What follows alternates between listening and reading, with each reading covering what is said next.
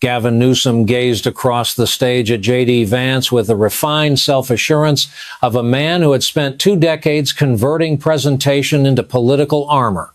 Before 9 million viewers, he cast California as the future, dismissed Ohio as the past, and delivered the slight with the costly smile of someone accustomed to applause, arriving precisely on cue.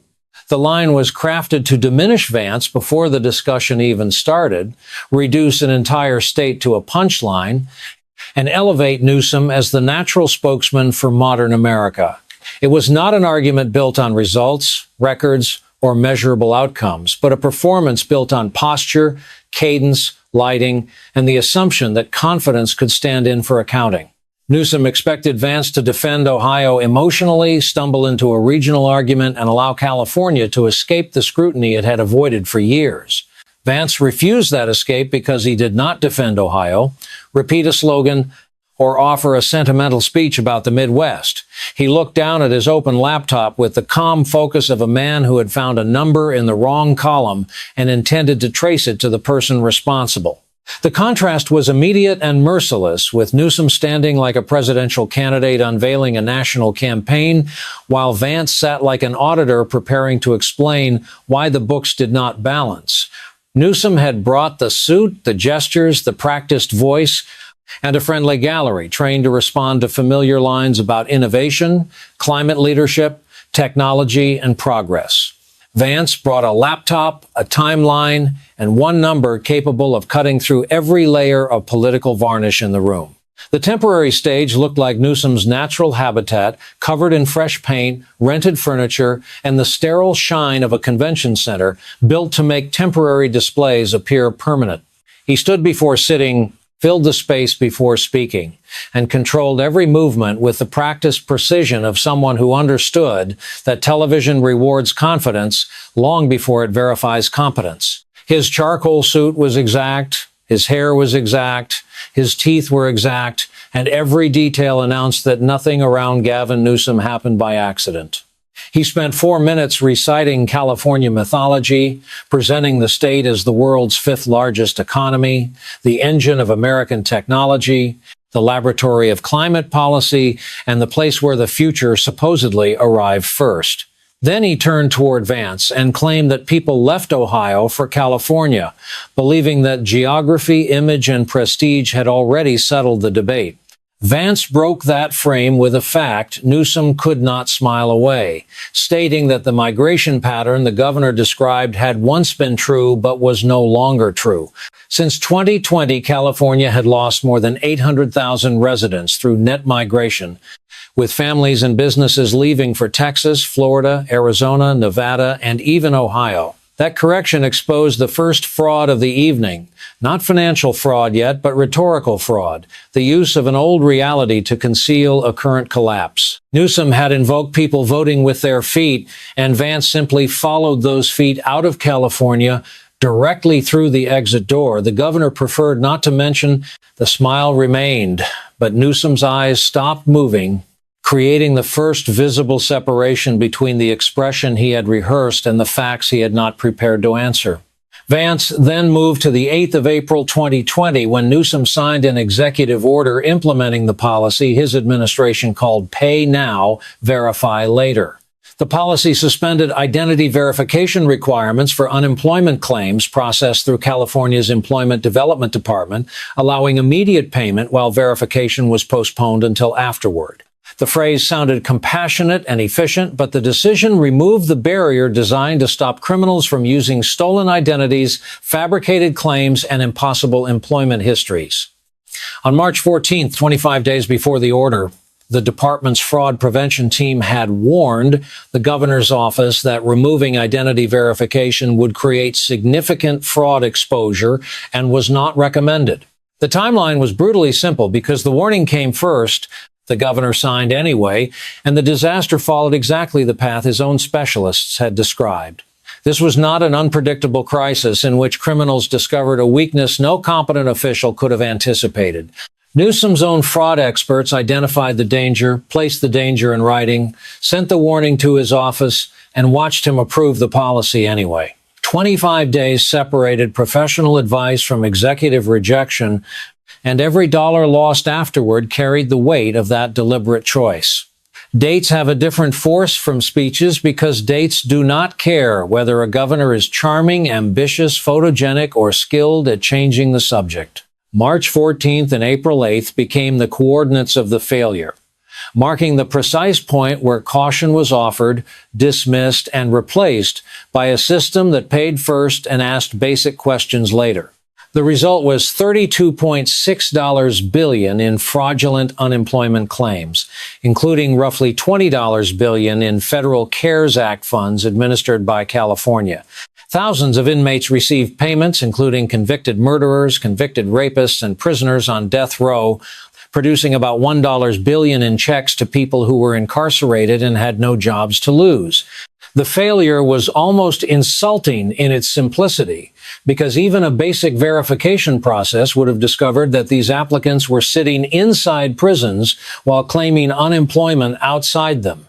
Newsom was warned that removing verification would create fraud, removed verification anyway, and then presided over a system that paid prisoners while legitimate workers waited, appealed, and watched their finances collapse.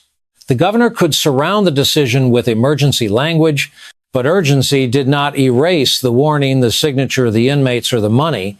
Behind those billions were ordinary Californians forced to prove they existed after criminals had already been paid in their names, and Ray Morales became the human cost of Newsom's policy. Ray had operated a taco shop in San Bernardino for 22 years when an identity thief used his name and social security number to obtain a fraudulent $14,000 unemployment payment. When Ray later needed legitimate benefits, the same state system told him he had already received them, turning the victim into the suspect and the criminal into the successful claimant. Ray spent 8 months proving he was himself, nearly lost his house, and watched his credit score fall to 580, damage that remained years after the governor's political explanations had moved on. He was one of approximately 47,000 documented identity theft victims, and his ruined credit stood as the receipt for a government that ignored its warning, opened the door, paid the thief, and left the taxpayer to clean up the wreckage. Ray Morales was not an unfortunate exception buried inside a system that otherwise worked, because the scale of the failure made the word exception dishonest. He was one name among roughly 47,000 documented identity theft victims whose benefits were delayed, denied, or corrupted after California removed the very safeguards designed to protect them. Teachers, nurses, restaurant owners, contractors, and ordinary workers discovered that the state could send money to criminals in their names faster than it could recognize the real people standing in front of it.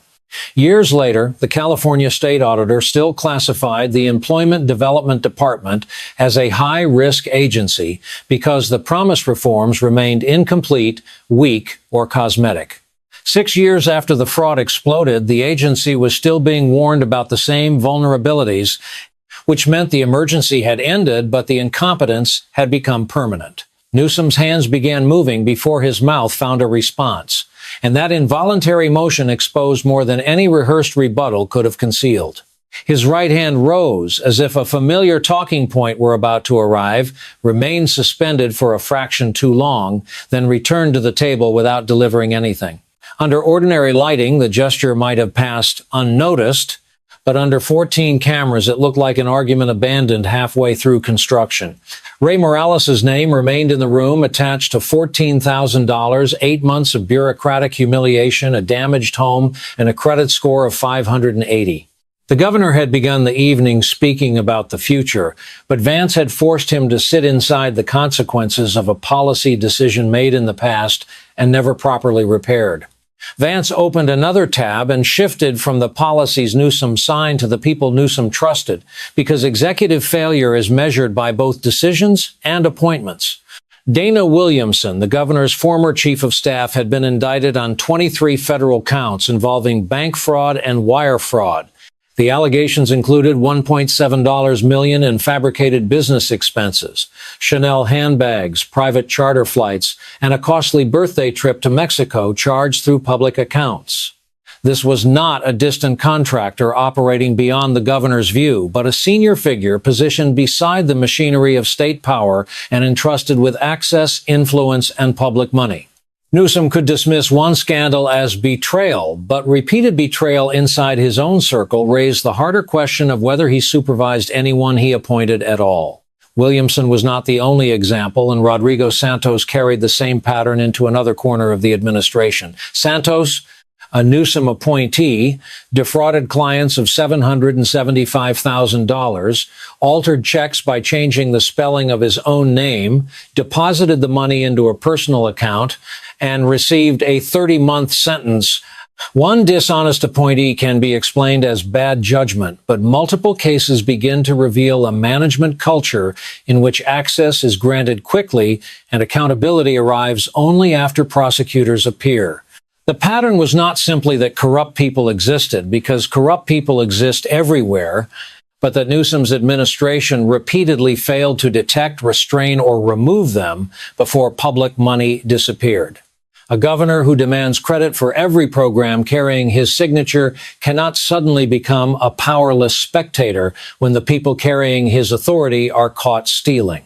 Newsom attempted the dismissive smile that had rescued him through debates, interviews, and press conferences for years, but the room no longer supplied the reaction required to make it work.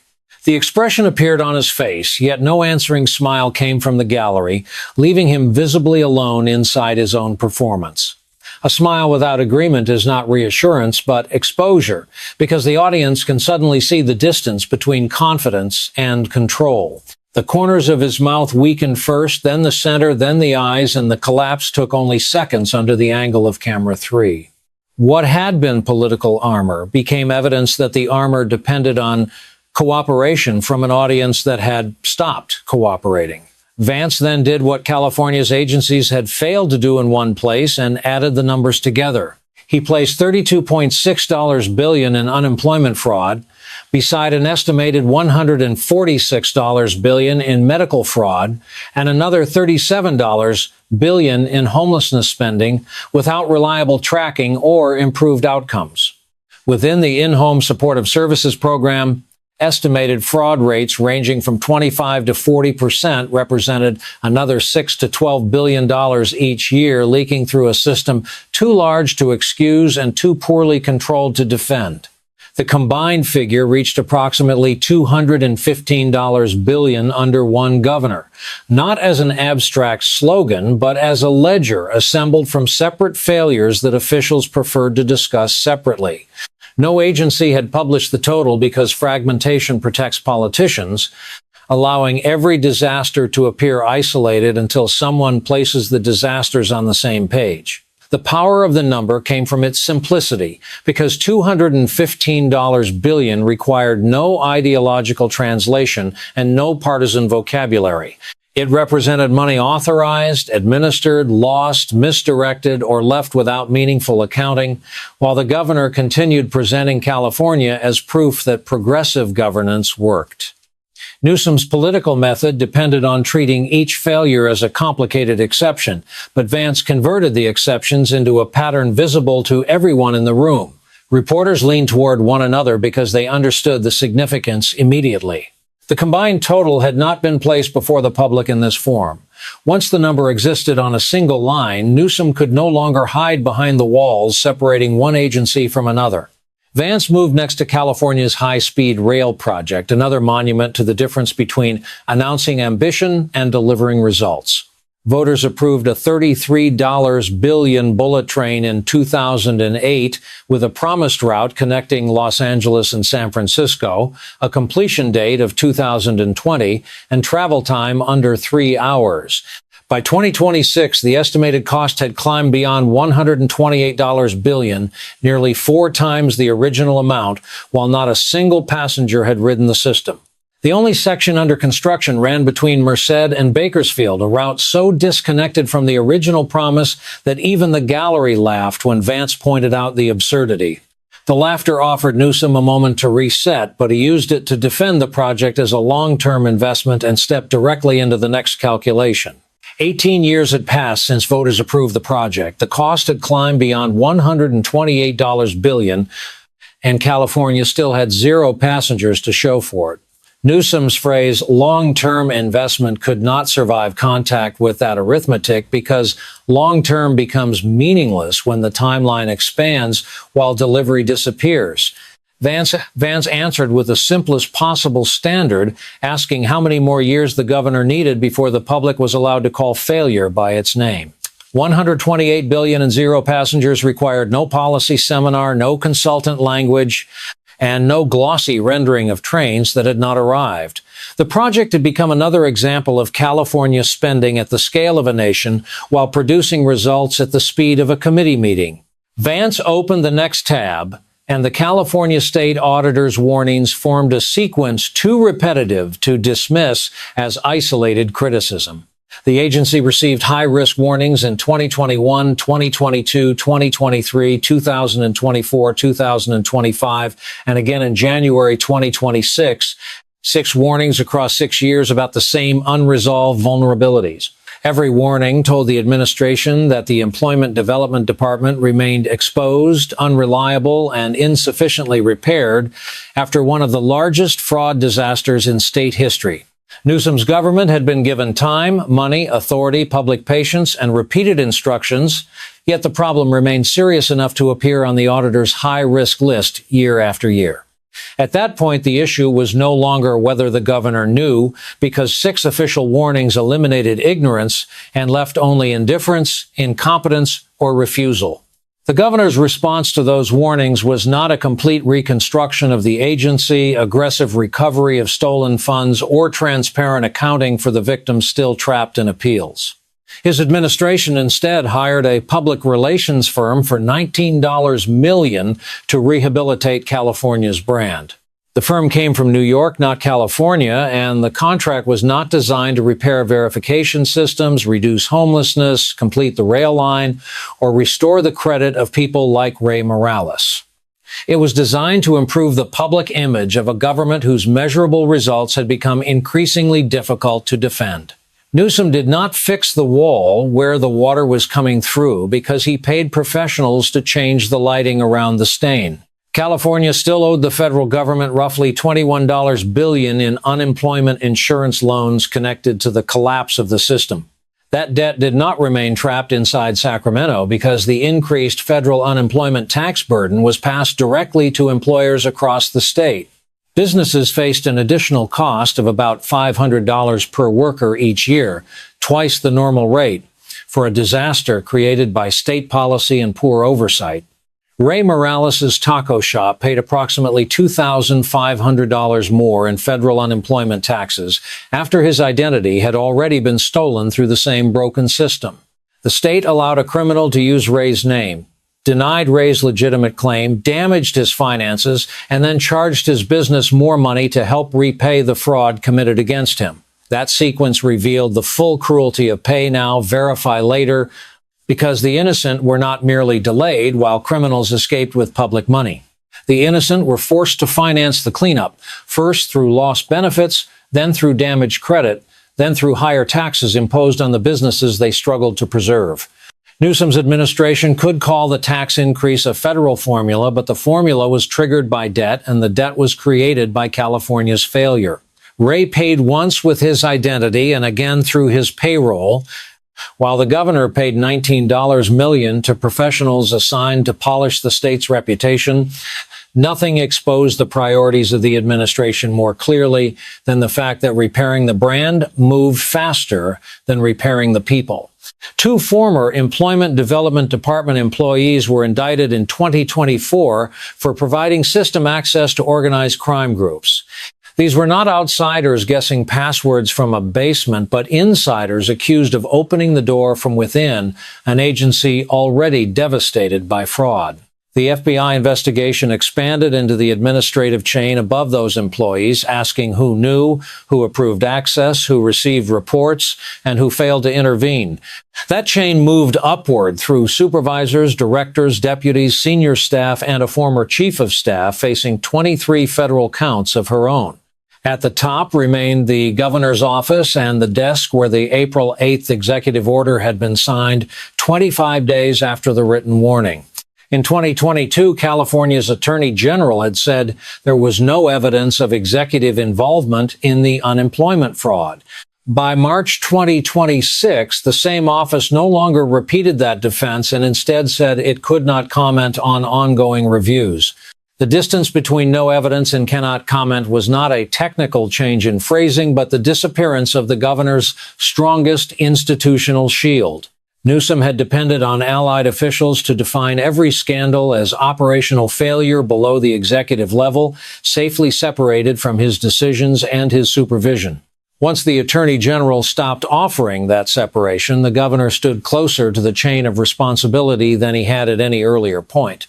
Vance returned to the complete ledger and stated the case without decoration: $215 billion in fraud, waste, failed tracking, and unresolved losses. He placed that number beside 6 years of auditor warnings, 47,000 identity theft victims, $21 billion in federal debt, indicted insiders and an indicted former chief of staff, and an expanding federal inquiry. Then he placed the $19 million public relations contract beside all of it, allowing the governor's priorities to indict themselves. Newsom's answer to a government leaking money, residents, and trust was not structural repair, but a campaign to make the damage look less damaging. Vance reduced the entire record to 5 words that struck harder than any slogan Newsom had delivered all evening: Instagram with a budget. The room did not erupt in applause because the response was deeper and more uncomfortable than applause. It exhaled, releasing the tension created by numbers that had accumulated until the conclusion became unavoidable. Instagram with a budget compressed $215 billion, 6 years of warnings, tens of thousands of victims, and one PR contract into a judgment the audience could understand immediately. Newsom's face changed after the line landed, not by collapsing dramatically, but by losing the polished expression that had managed every previous moment. For the first time that evening, the cameras showed not the practiced candidate, but the man underneath the performance who knew the numbers had reached the audience before his rebuttal could. Newsom fought back because retreat had never been part of his political method, and he responded with the full vocabulary of California government. He cited Project Homekey, the CARE Act, electric vehicle registrations, climate legislation, public education spending, hotel conversions, mental health intervention, investments, frameworks, initiatives, and commitments. The words arrived quickly, professionally, and in the familiar cadence of a governor who believed that naming programs could replace proving results. He listed 12 programs in roughly 5 minutes, but he did not explain where the $215 billion went, why the auditor's warnings remained unresolved, or why the state needed $19 million in image repair. Vance waited until the program name stopped and pointed out the difference Newsom could not blur. The governor had said investment repeatedly, but had not said return once. That distinction separated spending from governing and reduced Newsom's defense to the weakness at its center. Spending meant announcing money, creating a program, holding a press conference, and placing a promising number at the top of a press release. Governing meant tracking the money, measuring the outcome, correcting the failure, removing corrupt officials, and accepting responsibility when the promised result never appeared. Everything Newsom touched seemed to leak, including money from agencies, residents from the state, confidence from businesses, and credibility from the institutions asked to defend him. Instead of repairing the pipe, he had paid to repaint the wall, but under Vance's arithmetic, the new paint could no longer hide the water spreading underneath. Newsom's posture shifted by less than an inch, but under 14 cameras, that inch carried more meaning than another 5 minutes of talking. His shoulders lowered, his spine softened, and the physical authority he had displayed at the beginning of the evening no longer matched the control he actually possessed. A woman wearing a Caltrans windbreaker shook her head slowly, not in disagreement with Vance, but in recognition of something state employees had watched for years without seeing names so plainly on national television. The money leaked, the people leaked, the trust leaked, and every official answer seemed designed to manage perception instead of repairing the machinery. By the time the moderator asked for closing statements, Newsom was still standing inside the same polished image, but the audience could now see the cracks running through it. Newsom closed with the familiar vocabulary of California's future, speaking about resilience, innovation, pioneering spirit, climate leadership, and the scale of the state's ambition. The delivery remained smooth, the cadence remained presidential, and every phrase sounded like something tested before a focus group that preferred inspiration over accounting. Yet the room had already completed the arithmetic, and arithmetic does not become less damaging because a governor raises his voice or widens his smile. 215 billion remained, 215 billion, 0 passengers remained, 0 passengers, and 6 years of warnings remained. 6 years of warnings, no matter how many times Newsom said investment. The words were still polished, but the numbers had stripped them of authority. Vance offered no competing performance because none was required after the ledger had been read aloud. He closed the laptop, took a drink of water, and placed the glass down with the quiet finality of a man who had finished counting and found the account catastrophically short. That restraint made the contrast even more punishing because Newsom had filled the stage with movement, programs, slogans, and promises while Vance had used dates, documents, and totals. One man had tried to own the room through personality while the other had allowed evidence to make ownership irrelevant. When the cameras pulled back, the debate no longer looked like California against Ohio, but appearance against accountability, and appearance had lost. In the hallway, Newsom's deputy chief of staff stared at a phone showing 43 missed calls and a 4-word message from a major 2028 finance figure. We need to talk.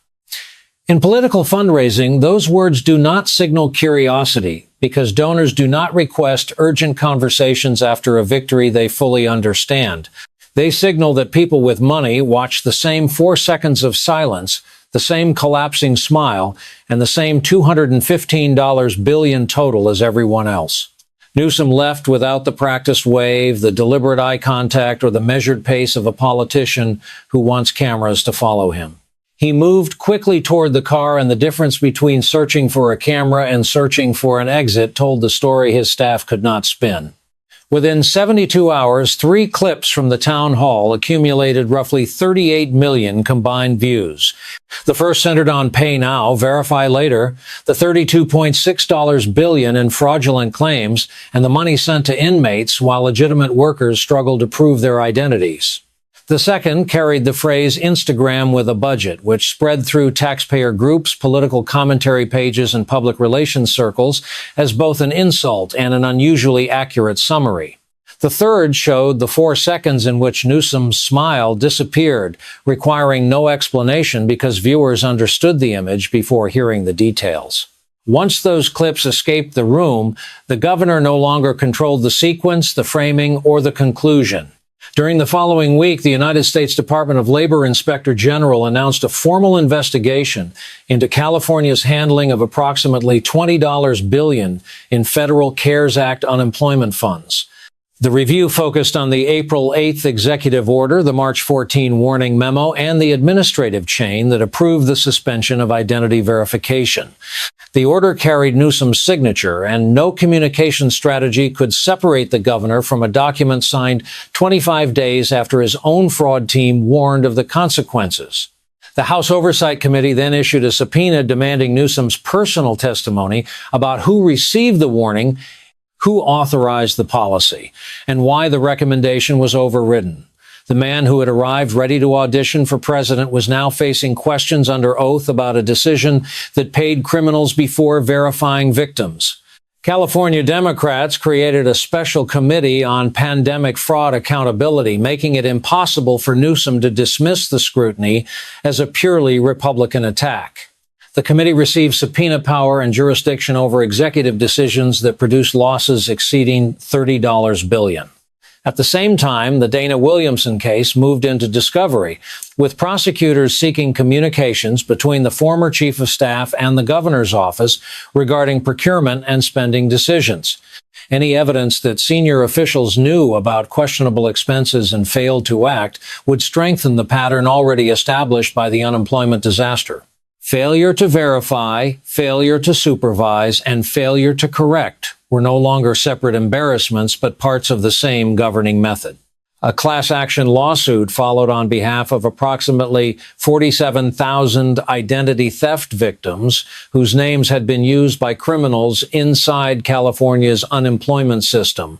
The lead plaintiff was a single mother from San Diego whose identity had been used to obtain a fraudulent $22,000 payment, leaving her without legitimate benefits when she needed them. She lost her apartment and lived in a car with her 2 children for 3 months, while the state treated its own payment to a criminal as proof that she had already been helped. Her story reached millions of viewers and transformed administrative failure into something no slogan about innovation could erase. Estimated damages reached into the billions, adding another financial consequence to a disaster the governor had already tried to solve with a branding contract. Small business owners then began describing themselves as the people forced to become the later in pay now, verify later. Their payroll taxes rose because California owed the federal government billions, even though those businesses had not removed verification, approved fraudulent claims, or sent checks into prisons. Restaurant owners, auto shops, dry cleaners, and family businesses placed the phrase, "I am the later," on invoices, signs, and social media posts.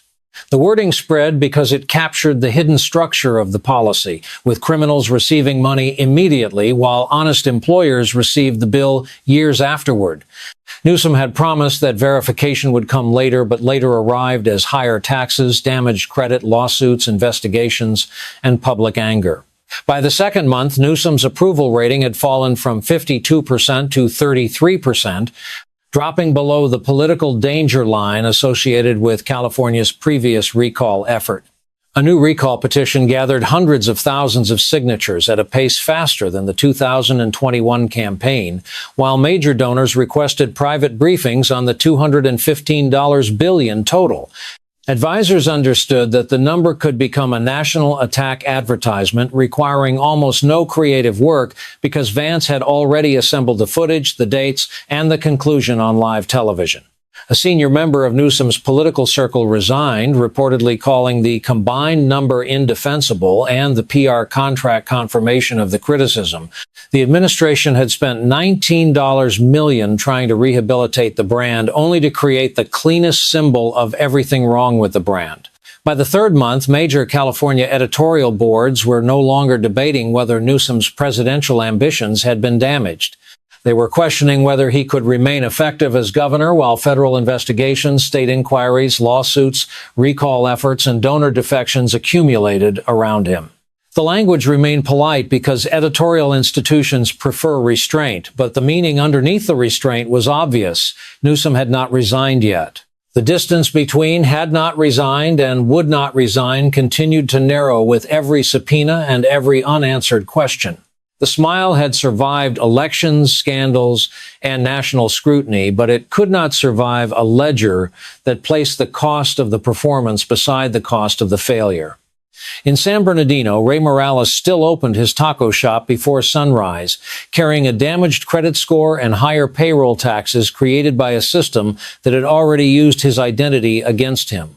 The governor remained in Sacramento, the public relations firm remained in New York, and the state continued arguing about who was responsible for money no one could fully trace. Ray paid twice, first when a criminal took his name, and then when the government charged his business more to repay the consequences of its own negligence. That was the reality beneath every polished phrase about California's future, because a future built on uncorrected failure is only the past wearing better lighting. You do not repair a leaking pipe with paint, and after 6 years, $215 billion, 47,000 victims, multiple investigations, a recall petition, and a $19 million effort to improve the image, the pipe was still broken.